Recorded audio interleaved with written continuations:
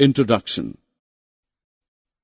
Look around yourself and you will find objects of different kinds such as television, mobile, trees, cars, buses, trains, etc. Objects such as television, mobile, trees, etc. are static. In other words, their position does not change with time. Such objects are said to be at rest, whereas objects such as cars, buses, trains, etc. are non-static. It means that their position changes with time. Such objects are said to be in motion. Let us discuss motion and time in greater detail in this lesson. Objectives. At the end of this lesson, you will be able to differentiate between slow and fast motions, define speed, measure speed, identify the units of speed, measure time. Suppose you have an appointment with your doctor at 5 in the evening. It is already 4:30 p.m. and the doctor's clinic is 5 kilometers away from your house. You have the choice of either cycling down or taking a taxi to the clinic. What will you do? Correct. You will take a taxi because a taxi is faster than a cycle.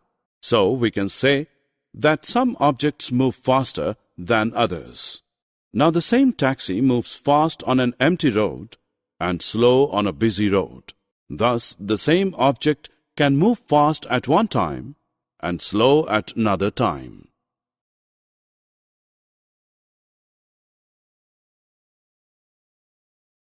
The next step is to identify whether an object is moving faster or slower than another object.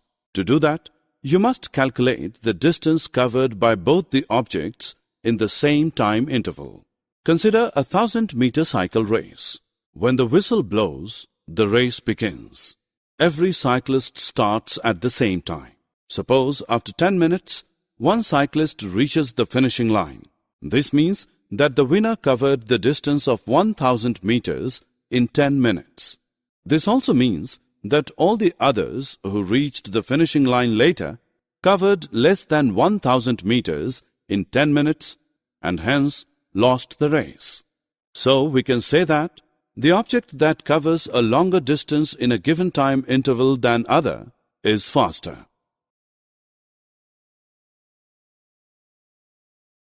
The most convenient way of finding out which object moves faster than the others is to calculate and compare the distances covered by all the objects per unit time. The object that covers a greater distance per unit time is quite obviously faster. The distance covered by an object per unit time is called the speed of the object. Suppose your brother claims that his motorbike is faster than his friend's. His friend denies. You know that your brother's motorbike covers a distance of 60 kilometers in an hour, whereas his friend's bike covers 40 kilometers in 1 hour. Let us now check the claims of your brother and his friend. The speed of your brother's bike is 60 kilometers per hour and that of his friend's bike is 40 kilometers per hour. Your brother's bike is certainly faster than his friend's because its speed is greater.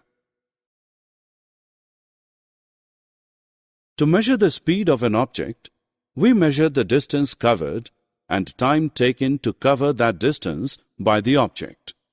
After that, we apply formula of speed.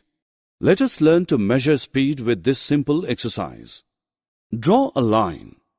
Ask a friend of yours to stand on the line. Allow him to run till he wants to stop.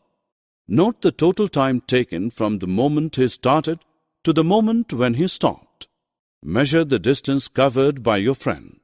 Now divide the distance covered by the time taken to cover the distance. What you have calculated is the running speed of your friend. Do the meters and indicators in front of the driver's seat of your father's car scare you? Now they won't. Straight beyond the steering wheel are 2 meters. The circular dial, which looks somewhat like a clock with needles and numbers, is the speedometer. When the car is in motion, one needle points to a particular number in the speedometer. This number is the speed of the car in kilometer per hour. There is also a rectangular box within a speedometer that has digits written on it. When the car is in motion, these digits undergo a change, rather increase. This rectangular box is known as the odometer. Its readings show the distance covered by the car.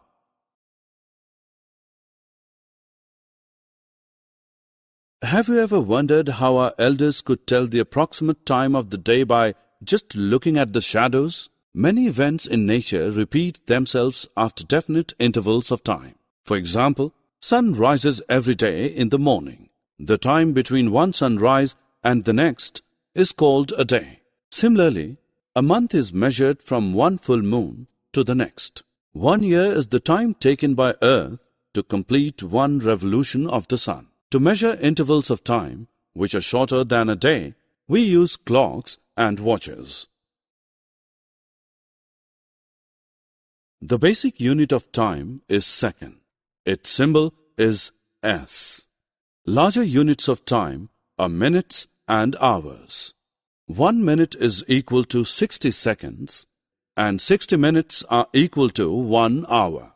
The basic unit of speed is meter per second.